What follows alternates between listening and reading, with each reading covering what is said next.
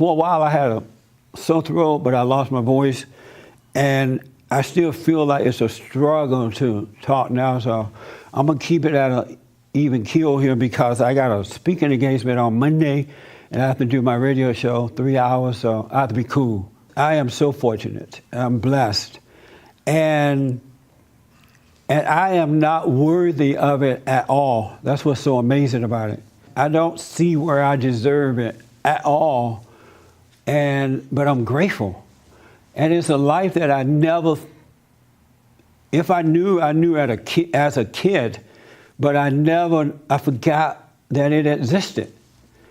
And it's amazing to me how God, my Father, give me insight and just really, really treat me well, and I don't deserve it. One of the reasons that most people don't look at themselves, they don't want to get to know themselves, because when they do look at themselves, they see that they're no good. And so what they do when they see that, they get depressed.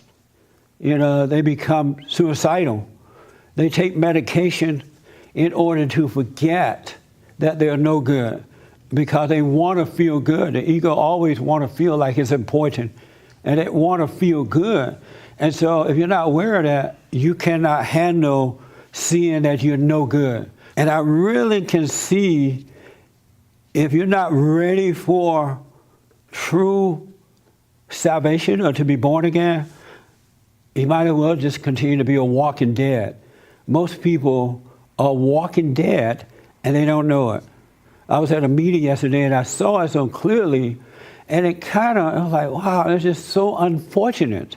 They can't see, and I couldn't either up until the last 28, 29 years now. I didn't know I was a walking dead.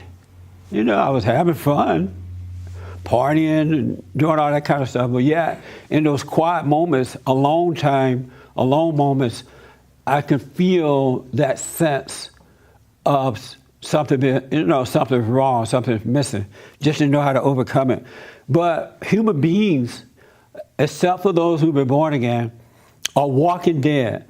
They are not connected to the tree of life, and so they really don't have a life. And they don't know it. They're just dying and have no idea about it. It was really, really a sad situation to see that yesterday. So I'm grateful, and hopefully that others will start waking up. My question today is, I want to know, are you seeking security in finance or accomplishments or anything? You know, power, accomplishment. You know, everybody's trying to accomplish a lot. They wake up in the morning, got to go out and accomplish something, to be successful at something. And so I want to know, are you seeking security in accomplishment or finance or anything, power or anything like that? Influence. People love to influence. How do you seek security? In what area? Oh, man, not 100% sure about that. I mean, like, go to work, make sure I have a place to stay. I'm sorry? Going to work, having a place to stay, all of that kind of stuff. Right. But beyond that, do you mean like going for something larger than just your basics? Right. Okay. Do I find security in like? What do you find security in? I'm not sure. Reading books, thinking. Reading books and thinking? Yeah, kind of like that's my time to kind of get away. And I guess if I don't get that, I don't feel as secure. What type of security do you find in reading and thinking? I mean, kind of gets my mind off of things, you know, thinking about different stuff, learning new things, keeps an interest and all of that. But at times, if I don't want to think about those kind of things, just, you know, trying to draw a blank and just stay present. Oh, okay. It's kind of... Is it working?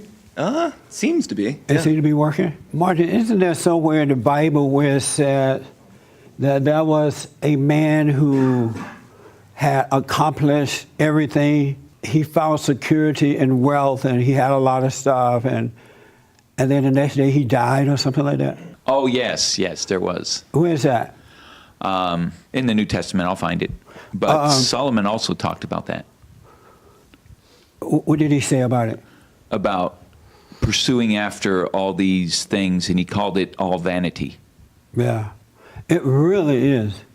I wish that you could see how vain it is to spend a lifetime pursuing success and accomplishment and money and friendship and power and more of this and more of that. It is so shallow that it's sad. It really is. And yet we have been taught, the world teach. I mean, that's why most people go to college, because they want to accomplish stuff. And your parents teach you from day one, you need to accomplish this. So be the best in school, be the best in college, be the best in business, be the best in that. And they traumatize you. And you don't know you're traumatized. You know something's wrong, but you don't know that you're traumatized, that you've been taken off course. Some of the worst people walking earth are those who are trying to accomplish something. This is Luke 12, 16, 21. Then he told them a parable. There was a rich man who, having had a good harvest from his land, thought to himself, "What am I to do? I have not enough room to store my crops." Then he said, "This is what I will do. I will pull down my barns and build bigger ones, and store all my grain and my goods in them. And I will say to my soul, 'My soul, you have plenty of good things laid by for many years to come. Take things easy. Eat, drink, have a good time.' But God said to him, 'Fool, this very night the demand will be made for your soul. And this hoard of yours, whose will it be then?' So it is when someone stores up treasure for himself instead of becoming rich in the sight of God." He had all this stuff, like most people try to do, or many people try to do today. You get all this stuff, and then your house catch on fire. Or someone steals it from you. Or you lose it, and you end up having nothing. Nothing. Because you put so much life into trying to get much, while your soul is not being, nothing happening for, is lost. And I know the reason I wanted to talk about this, because I'm with this family yesterday, counseling with them. I was asked to come over. Very, very wealthy family. Everybody and their mama wealthy, right? And yet, they have sickness in the family. The husband and wife are not getting along in the family. The children are, and the kids are all adults, but they're all messed up. I mean, just angry and in bad relationships and just all messed up. They hate their mothers and they hate their father, hate their mother and their father, and yet they have all the money you can get, and they still, it's not enough. So I said to them, you guys have, to the parents, you have worked hard and you have accomplished all of this stuff. They have houses and things that they own. And I said, look at your family. Look at your life. Look at how you get along. They haven't learned a thing from it. They think it's something else other than what it really is. They think that the kids are just being disobedient or spoiled, or the husband don't like the wife because of this or that. They are so blind as to what is really happening. Yet they have all the material things, well educated. They have both the father and mother have every kind of degree that you can get. But the entire family is screwed up.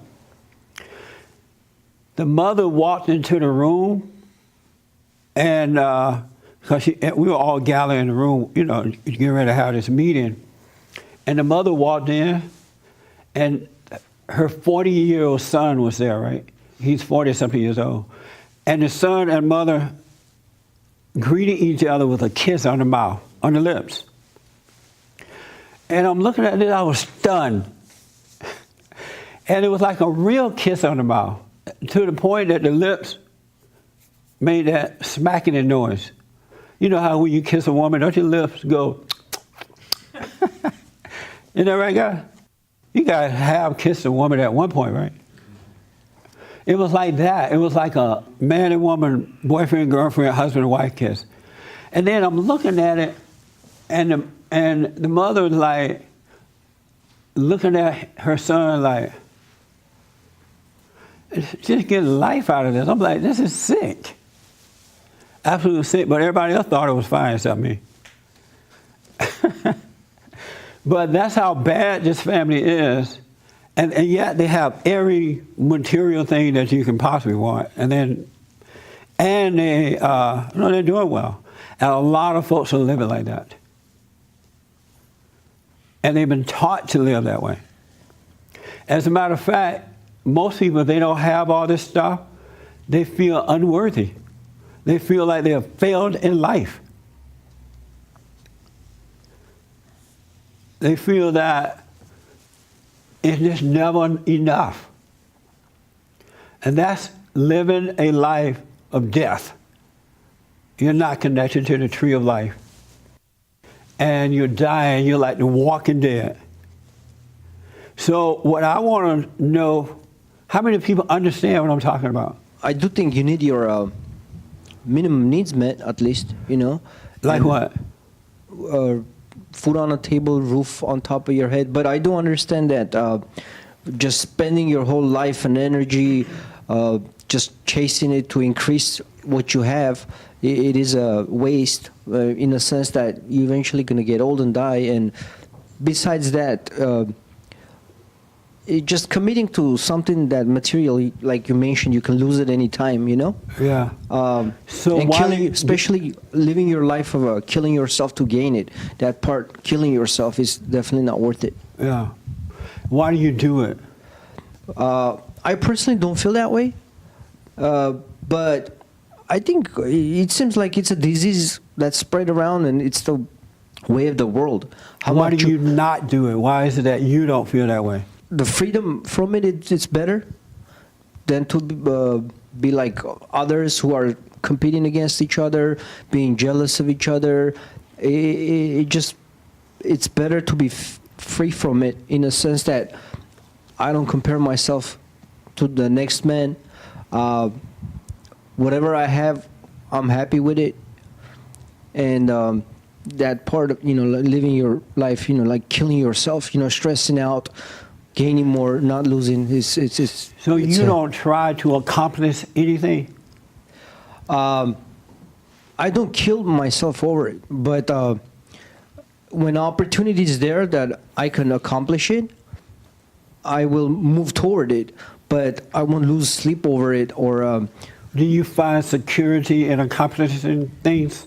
I do feel that the more money you have, the more secure you will feel.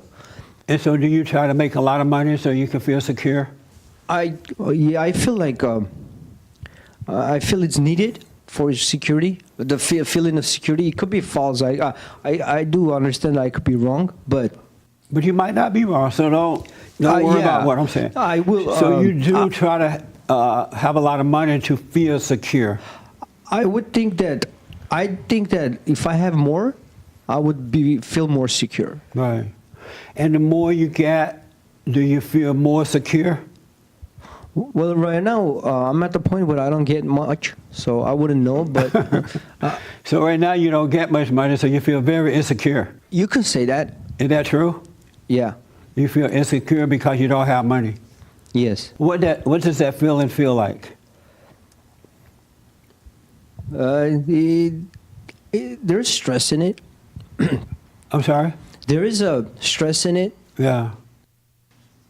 And when it's when you're living like making ends meet, barely, it's not the most secure feeling you can have. But if you think you can... Have you ever had a lot of money? No. Well, how do you know that money gonna make you feel secure? I just feels like you'll be more at ease if you had it. Because you don't have to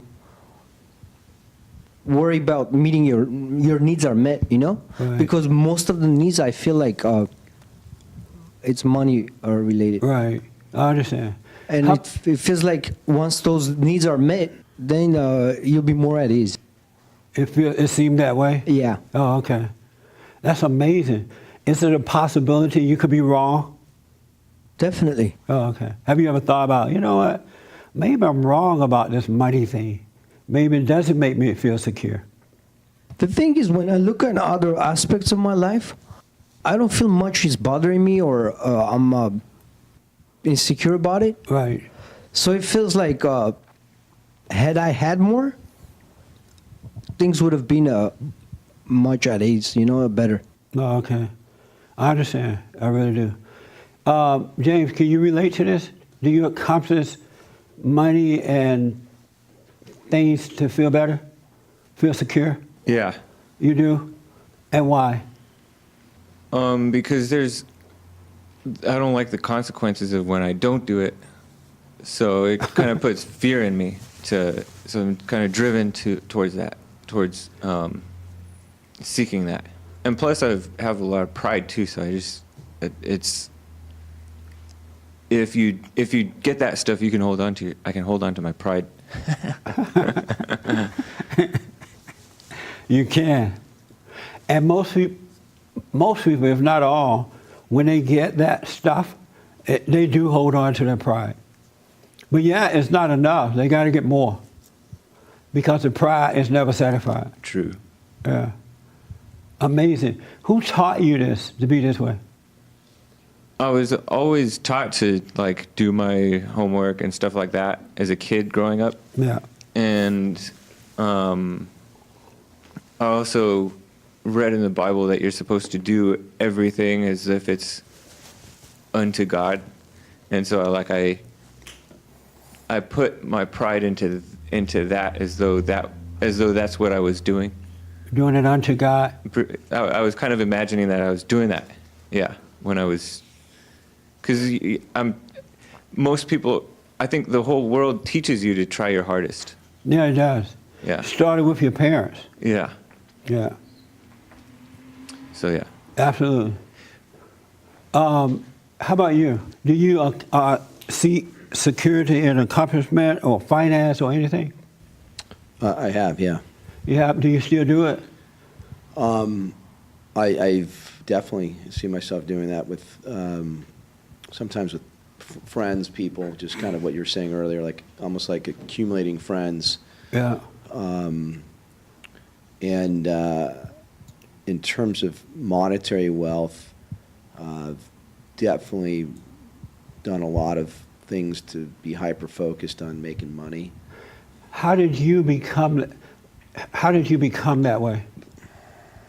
Where accomplishment and finance was your security, something you need to be going after? I don't know. I mean, I feel like I grew up in an environment where I saw a lot of people that were succeeding in that sense.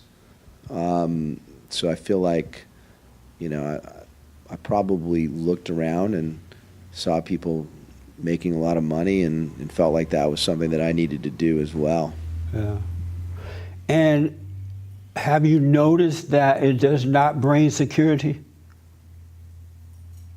Yeah, I have noticed that, yeah. And so why do you continue to do it if you notice that? You know what? I made a bucket load of money. I got a bucket load of friends, and I've done a bucket load of things, but I'm still not secure. Why keep seeking it, doing it, if you know it's not working? And I want to know that from other people too, but I'm just wondering, what is the motive? Why not stop when you see that it's not working? Well, I mean, for me, it's, you know, you get in deep on the stuff. Yeah. And, you know, you might see it intellectually, and you might have moments of, you know, a very sort of, very brief sort of capture moment where you say, wow, that's, you know, kind of too much, you know, getting into it too much.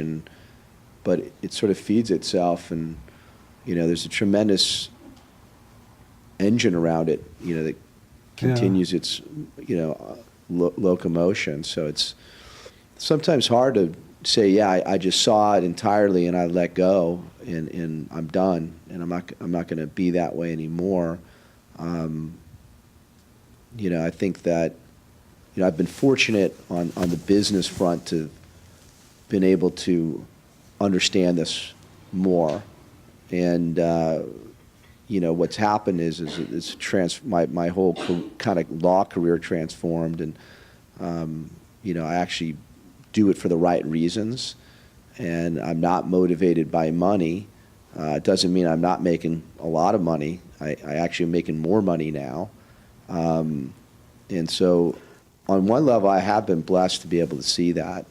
But I also noticed that, you know, I've got into things and people, and it's a kind of a different thing, and you got kind of get used to that stuff. Do you know what to do to overcome? I mean, do you believe that that should be and can be overcome? Yeah, I do believe you can overcome it. And I think that the way to overcome it is to be honest about it to yourself and to have the opportunity to see it without judging it so that you can understand what's really motivating you to do these things and to continue its being perpetrated. So you believe that that's how you can overcome it? Or you can see that that's how you overcome it? Well, you asked me if I believe I can. I said, do I believe somebody can? Yeah, you can believe you can overcome it. I believe it can be overcome. And then that's the way you overcome it, the way you just said? Right, through having conversations like this, being honest about it, and just seeing it. Do you want to overcome it? Yeah, I mean, I've overcome a lot as it relates to this particular topic, so I believe strongly that I do. You know, it's not that I've been able to overcome stuff like what I'm talking about, but I've been able to overcome certain things. But you have not been able to overcome this. If you know the way to overcome it, and you believe it, you can overcome it, why not take that way and overcome it? It's just not. I haven't thought a lot about. With my career, I've actually have overcome it.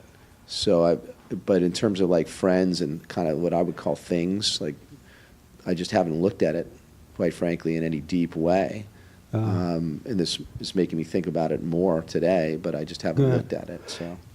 So like the way that you just said, because we have people listening online here and the people in the audience, and some people are going to try that way, what you just said. Well, here's how you can overcome it. Are you sure that that's how you overcome it? Because some people are going to try that, or do you just think that's how you can overcome it? The things that drive me are, you know, there's something spiritual going on that's driving me to want these things. And so, you know, to overcome that, I've got to pull away from that stuff and be willing to do that. And allow me to overcome the spirit of what's driving me. How do you pull away from it? When you say, I got to pull away from it, how do you pull away from it? Isn't this fun? This is so fun. And hopefully it would get the people to start thinking, know thyself. One of the people at the meeting yesterday asked me, because they got a little ticked off at me, well, who you are? How do you get to be this way? They were like going off, right?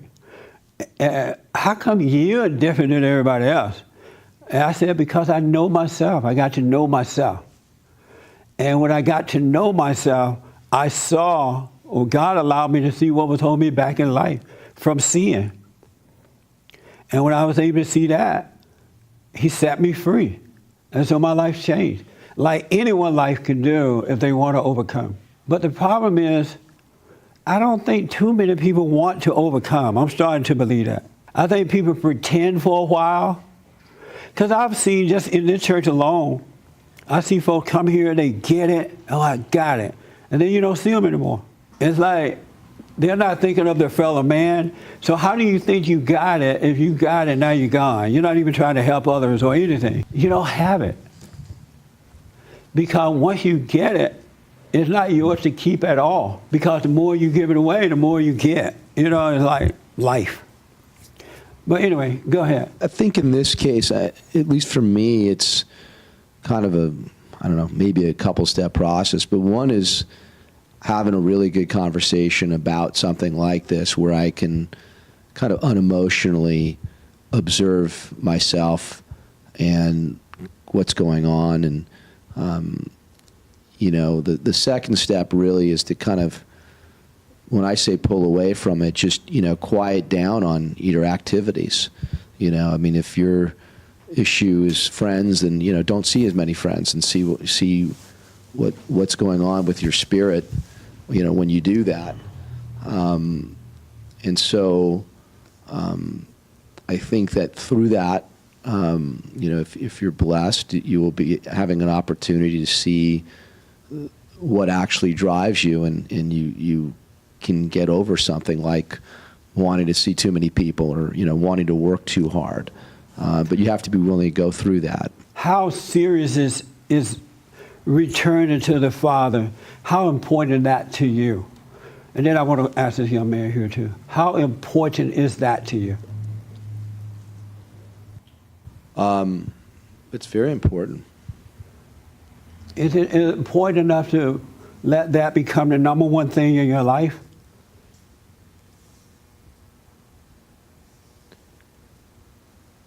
Yeah, I mean, I feel like, it's the only thing that's important is that. Then why aren't you doing it? Who said I'm not doing it? Are you doing that? Yeah, I mean, that's why I'm here. Returning to the Father is the number one thing in your life. It's the only thing. The only important thing in your life. Right. Okay. How about for you? Is seeking Him first, returning to the Father, is that number one in your life? Yes, having inner peace is what I put as number one, and the way to it is going to Father. How do you know that it's number one in your life? Because And I the reason have I'm emphasizing on this because it has to be that's the rule, that's the law. Seek first the kingdom of God, His right way, and all shall be added unto you. It's the rule. So you can't do it secondly and think that, you can't put it in second place and think it's going to work. So that's why I'm asking. Go ahead. I mean, yeah, I do think once you have that, everything else is not going to seem important, and you're not going to be moved by. So are much. you seeking that first?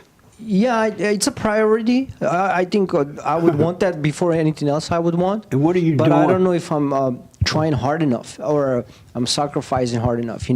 I would sometimes, temptation would be there, and then I might put it aside. Okay. I understand.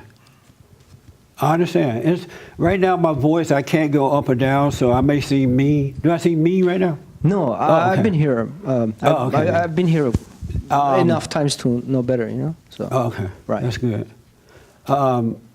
Did you have your hand? Oh, okay. You ask a good question when you ask, do we really want it, to make it number one in our life? Right. And I think, I know that it's not been number one. I wanted it to be. I kind of pretended like I wanted it to be, A lot and of all that people kind pretend. of stuff. I see the value of it, in other, but I don't really want to put it aside. When little things come up, I'll give into a thought. In other words, instead of like every thought into captivity, Right. I'll Every like, thought. you know what? This is kind of important, so I'll go with the thought. And then, it's not proof that I'm really, it's proof that I'm not really dedicated to it completely. Oh, good. I have, thank God, because I didn't make myself this way. Even as a kid, I've always wanted to know, what is it like to live on earth? I didn't want to wait till I die or died. Because most people say, oh, don't worry about it. You'll get it when you get to heaven. How do you know you're going to heaven, first of all? But I wanted to know, what is it like to be on earth and live as a son of God. And to me, that's always been the most important thing in my life. It was just there, even when I was growing up, you know. And I have to tell you, now that I have a taste of it, it is amazing. It is mind-blowing. It's nothing like what I thought it would be like. You can't even think what it would be like, what it would be, because your mind is of your father, the devil, and he's going to deceive you in everything that you think. So whatever you think, it's not like that. You really have to live it. You have to discover it.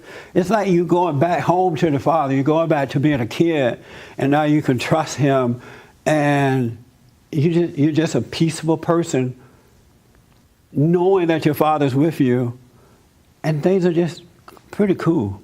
You talk a lot about we don't know God, we just know of God because we read the Bible. I think the same is true. I just had a thought, you know, while sitting here, that I know about myself, but I don't really know myself. That's right. And when you get to know yourself, you are no good. There's no good in you. Just don't take a pill when you find out you're no good. It's okay not to be any good. you know, I really struggle with that when I see different times of how really no good I am. I mean, that really rocks my world. Why is it a struggle? Because I'm not happy seeing it. You know, it's devastating. Well, then you're never going to get over it then, because it's your ego that's causing you not to want to see the ego, and the ego is no good. Right. So you're never going to get over it. It's going to be like Raymond. It's a serious catch-22. You know, you think you want to see yourself, you think you want to know yourself, and it's really just not true. And I believe that's what the problem is. Yeah. Most people say, they hear you say, oh, get to know yourself, right? And they say, oh, that's so cute. I'm going to get to know myself. And the next time you see them, they're getting to know themselves. But nothing is happening because they are not accepting what they see. They make a decision about it. If they see they're no good, they judge it. I'm no good.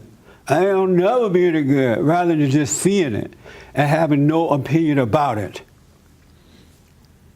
I want to look good. I want to strut. I want to, you know, whether it's in wisdom, like say if I start to say something, I'll be like just sitting back inside myself going, wow, you look really good doing that. Yeah. You know, and it's just all about looking good. So you suffer. Yeah. And die. I have suffered, and I almost died. Yeah. So it kind of helped to make me want to focus a little bit more on. Yeah. I'm telling you, it's unfortunate that Christ came and put everything back in order, and all that is required of us is to live. That's all that's required. And the average person or average people are not doing that. That's amazing, not living. I was talking to some family members some time ago, in recent time, and they were saying that the white people hate Barack Obama. They said they were telling me that white people are racist against him. I said, well, it was the white people who put him in office. If white folks had not voted for him, he would have never become president. But they still racist. They wouldn't let him do anything that he wanted to do. I'm like, have you looked around lately? Where you been? But and these were Christians, church going, Bible toting, tongue talking, Monday through Friday, church going folks. And I said to them, first of all, there's no such thing as racism. It doesn't exist. It's a lie that's been made up. And they hit the ceiling. And so I said, okay. And I asked each one of them, are you a Christian? They all said yes. I said, show me in the scriptures where it says it's racism. And so they couldn't find it. It's not there, so they just started making up excuses. Well, it's racism anyway. We were enslaved because of racism. I said, well, white people enslaved white people. Was that because of racism? And they lied and said yes. They would not accept reality. There's no such thing. I said, the Bible says, and according to God, our battle is a spiritual battle. We wrestle not against flesh and blood, but against spirits and principalities and evil and wickedness in high places. Everything we do is spiritual. And they paused, and then they said, yeah, that's right, but still white people are racist. They wouldn't let it go. I'm like, this is mind-blowing. How can you be a Christian and believe that our battle is a physical battle? You can't be a Christian and believe that. And I've noticed, though, ever since I've started saying that there's no such thing as racism, it's hard for people to accept that. And the reason it's hard because we've heard it for so many years. I said, somebody sent me a text or something, and they said the word racism didn't even appear until the 1940s, right? Was that right, James? Something like that. Yeah, that was no such word as racism until the 40s. So if there was no such thing until the 40s, no such word until the 40s, how is it that when black people were enslaved by white people, how is it that was racism? I told them it's either right or wrong, good or evil. It's a spiritual thing. And they did not want to accept it because it's shocking. When you want to hate somebody, how do you get rid of your excuse for hating them? They didn't want to get rid of that excuse, the so-called racist thing. So that's why they didn't want to get rid of that word. Because if they got rid of it, now they can't hate the white people. They can't blame the white people. It's all on them. Isn't that amazing? And angry people love to have excuses. They got to be blaming somebody for it. So that's why they didn't want to let it go. Yes, James? This comment was on one of your YouTube videos from a couple months back. Okay. This person said, I feel ashamed and hide from Jesus. I always let him down, which leads me to this spiritual depression. I feel like I can't even pray as I am not a man of my word with God. I'm not going to give in, though. And that's what we're talking about now. First of all, you're not hiding from Jesus. But what you are doing is judging yourself. You can't have an opinion about yourself or anything or anyone. So when you see that you're not doing what the scripture says do, it's enough to just see it, but don't call it good, don't call it evil, don't call it right or wrong. The fact that you can see it is all that God requires of you, because in seeing it is admitting that you're wrong. People who don't see what they're doing, they run away from it, are not confessing their sins. So they're on the run. But if you could just see it, you're doing just fine. Just don't hate it. Don't make an opinion. Like I was saying, I can see that I'm just no good. I don't understand what it is that God sees in me that he would treat me so well, like a father. But I'm grateful. And yeah, I don't feel deserving, but I don't hate myself for what I see either. Because of myself, I can do nothing. So why hate something that I can't change? You got to stop having an opinion about it. The more you hate it or the more you love it, the worse you become. And just relax and enjoy it and let it be. So here is what you need to do, what I recommend, instead of seeking security in people, places, and things. Did you have a quick question? Go ahead. I think you answered your own question when you said, I don't see why God has bestowed this kindness upon me. I think it's because you have some ability to be grateful for what you see. Well, I am grateful, but I also know not to hate myself. Because I realize whatever's happened, I'm not in control either way. But I'm stone grateful. How many of you have that longing on the inside, like something is missing?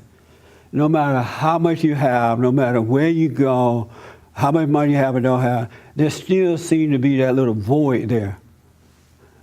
So when you do get money, you do get friendship, you do get this, it still doesn't really satisfy you. Just 2 people have that? Oh, good. So if only 2 people have it, so nobody else in this room have that longing, that void, like something is still missing, except these 2, right? How did you overcome it? I used to feel that way. Yeah. But I think like meditating, and the more I meditate, the more I don't feel that way anymore. It's leaving? Yeah. So it's still there somewhat, but it's leaving. Sometimes it still kind of show up, but Yeah. not as much as it used to. Okay, so it's still there then. So you do have it. It's not gone completely. No. Oh, okay. Let me ask the young lady next to you. Do you have that? Like deep down in there, something that's still missing? Yes. You do have that. How come only 2 people raise their hand then? Okay, you do have it. Do you have that in the cap? Not tons. I mean. I'm sorry? Not a lot. No. You have it sometimes?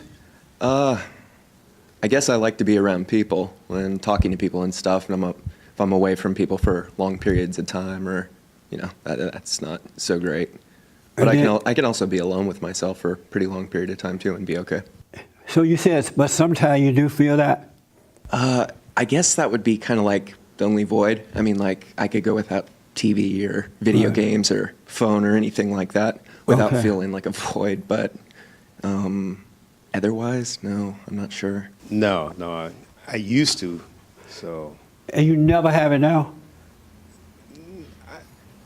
I'm tempted by it. What does that mean? I'm tempted by it. I'll have a memory about something and I'll feel like, wow, it'd be nice. So you have it sometimes then? I don't have it. I get temptations and I know it's not a trick. That's not gonna make you happy. That's not real. So the void, that emptiness come and tempt you? Does it say, hey, feel empty? Yeah. And tell you that? Well, I get tempted. Things on the outside, I'll see and I'll say, if Amazing. I have that, I'll be happy. And I know that that's not going to make me happy. Here's what I recommend, folks. That longing that you have, that void that you have, that emptiness that you have deep down inside, that longing that comes when you're by yourself or sometimes even when you're with people or whatever, don't fulfill that with anything. I want you to go toward it, fill it, and leave it open. Leave it empty, because everything that you fill it with will destroy you. It's not going to satisfy that void. That void is a longing for the Father, for God. And if you leave it open, even if you are out there making money and doing whatever it is you do, don't do it to fulfill that emptiness, which is going to be impossible. Because look at all the rich people, look at all the rich entertainers. And they're all like messed up. They're on pills, their families are messed up, they're unhappy. They got all the money that you could have. And that's not satisfying them. But you got to leave that emptiness open so that the love of God can come in and fulfill it. Because everything else that you fulfill it with is temporary. It's not going to satisfy that. You need to return to the tree of life. And when you leave it open, don't have an opinion about it, but leave it open. Stop running away from it. Then it will be taken care of. You shall be fulfilled. But you got to fill it. You got to leave it open. Don't be in denial about it. But you got to leave it open. And it's something that only God can do. No man, no woman, no money, no accomplishments, no where you live, nothing is going to fulfill that. And once it is fulfilled, it's never empty again. You never feel it again. Once it's done, in 28 years of being fulfilled in that emptiness, I've never had it since. And I had it prior to that. I went to church, I read the Bible, I did all those things. But when I saw what was wrong and realized of myself I could do nothing, I stopped trying to fulfill those things, that emptiness I had. God came in, fulfilled it with love, and I've not been the same since. But you got to leave it open. You got to leave that wide open. Don't deceive yourself because you're not connected to the Father. Anything else that fulfills that is your connection. And that can disappear at any time. Your house can burn down. You can go bankrupt. You can lose all your little so-called friends. Everything can change just like that. And now you want to jump off the bridge. But once he comes in and fulfill that, it's done. Then you can live. Then you have a truckload of fun. Nothing's that important to you. And all your needs are met. You can take it or leave it. And it just, you start to live because now you're connected or reconnected to the tree of life. You're the branch and he's the tree. You know, I've never looked at my emotions as an emptiness, but I think that's what it is. Whenever I have fear about what's going to happen, so I have to do this in order to keep that from happening, that is my fears, my desires, all those things are my emptiness. Every human being that has fear or doubt or worry or insecurity, looking for happiness in all the wrong places, is empty. It all comes from that because once you are fulfilled, once your soul has reconnected with life, you never feel that way again. Never. No matter if you're with someone or by yourself or whatever people say about you or don't say about you, you never ever feel that way again because you have been fulfilled with the identity and the love of your Creator. And that's why Christ came, to bring peace, to bring life, to make a way for us to return to the Father. And it's really simple, but you got to let go so it can happen. And don't, for those out there especially, don't pretend like you know something you don't know. Don't quote the scriptures just to look good, because you're only deceiving yourself. Because you got to live with you. Now, and so when you're out with your little friends, quote the scriptures, you may impress them, but as soon as you get in your car to go home or you by yourself, reality sets in. So why fool yourself? And I see that a lot. Stop fooling yourself and stop trying to impress others. You want to become the light of the world. You're not going to become that way trying to, by pretending that you have something you don't have. And repeating what you heard. It's so dumb. It just hit me. It's so dumb to do that. It's another trick of the devil. Because if you knew, just think about it, then I'm done. If you knew the answer, you'd be living it. If it were revealed to you, you'd be fulfilled. And you can't know the truth and not be fulfilled. And when you get a chance, I want you to read John 4:12 and Corinthians 14:25. It's all in there. I'm not making this up. It's in there. It's time to live, folks, and stop dying. You don't need to die. All the folks who have been fulfilled, they don't have to worry about death. They've already made that sacrifice. All those who have not are dying. You are dying while pretending that you're living. And you don't even know you're dying, but you're dying. But it's also in your heart, too. If you didn't have the Bible, you would still know the truth. It's written in your heart. The Word made flesh. You can know it without even reading it in the Bible. But I just give the Bible out sometime because I know that there are some folks, well, where is that in the Bible? Like they're going to believe it when they see it in the Bible. They'll read it in the Bible and still won't believe it. Intellectually they will, but it changes nothing. That's not in the Bible. God walks the dark hills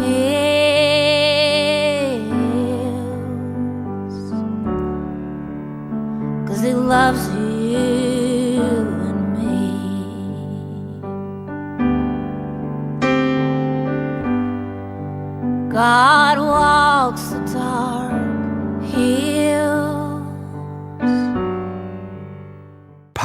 anything like that. Influence.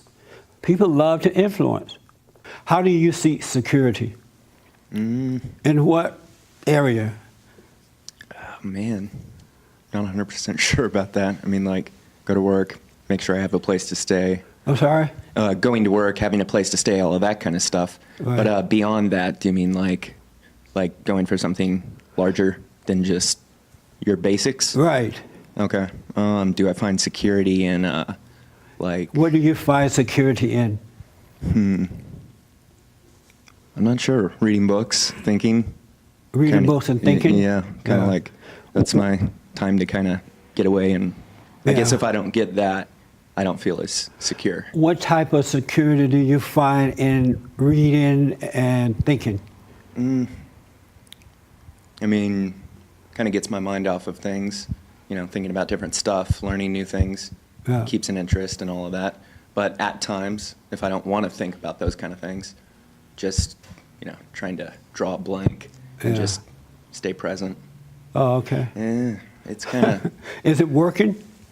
seems to be. It Yeah. seems to be working. Martin, isn't there somewhere in the Bible where it said that there was a man who had accomplished everything? He found security and wealth, and he had a lot of stuff, and then the next day he died or something like that?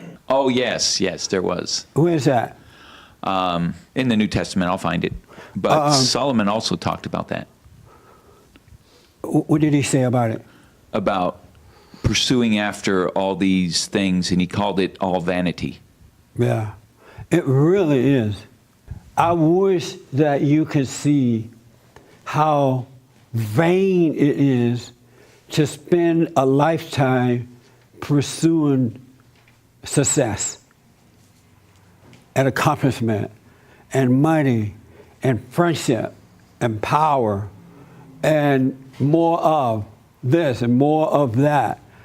It is so shallow that it's sad.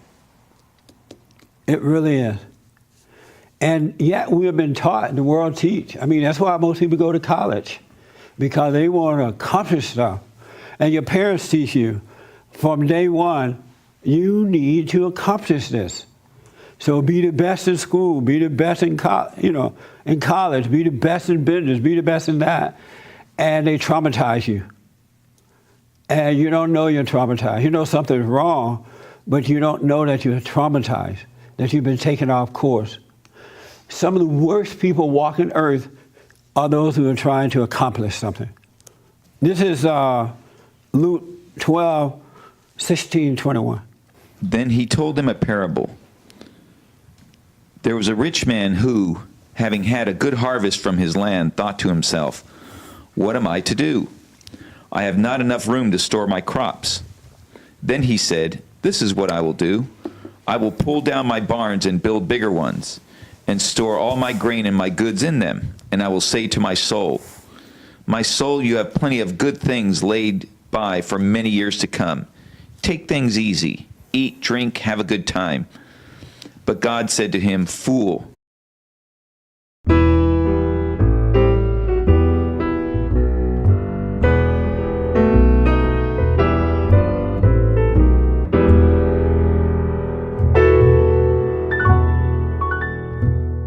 For a while I had a sore throat, but I lost my voice. And I still feel like it's a struggle to talk now. So I'm going to keep it at an even keel here, because I got a speaking engagement on Monday, and I have to do my radio show 3 hours, so I have to be cool. I am so fortunate. I'm blessed. And I am not worthy of it at all. That's what's so amazing about it. I don't see where I deserve it at all. But I'm grateful. And it's a life that I never, if I knew as a kid, but I forgot that it existed.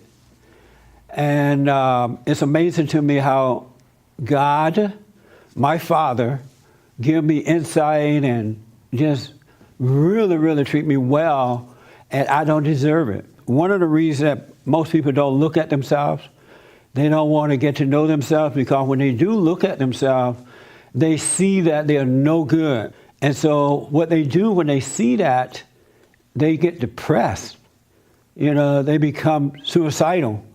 They take medication in order to forget that they're no good because they want to feel good. The ego always want to feel like it's important and they want to feel good.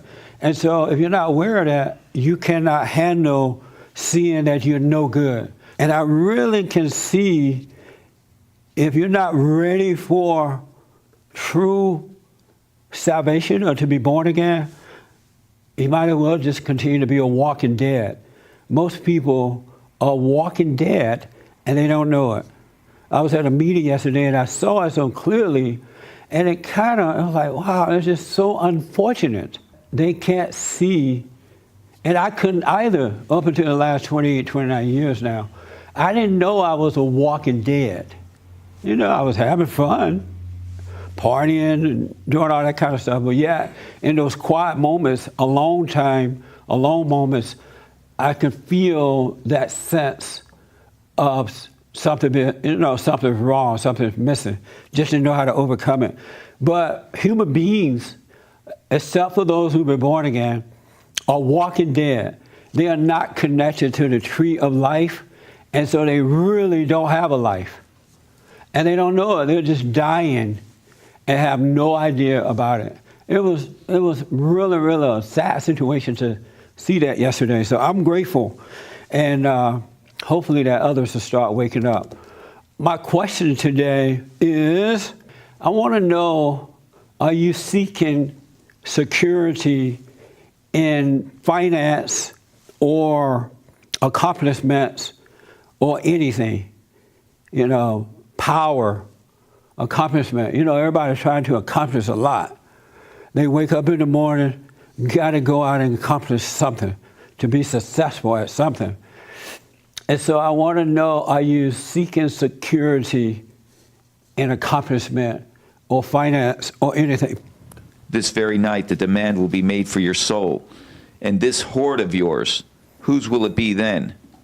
So it is when someone stores up treasure for himself instead of becoming rich in the sight of God. He had all this stuff, like most people try to do, or many people try to do today. You get all this stuff, and then your house catch on fire. Or someone steals it from you. Or you lose it, and you end up having nothing. Nothing. Because you put so much life into trying to get much, while your soul is nothing happening for it, it's lost.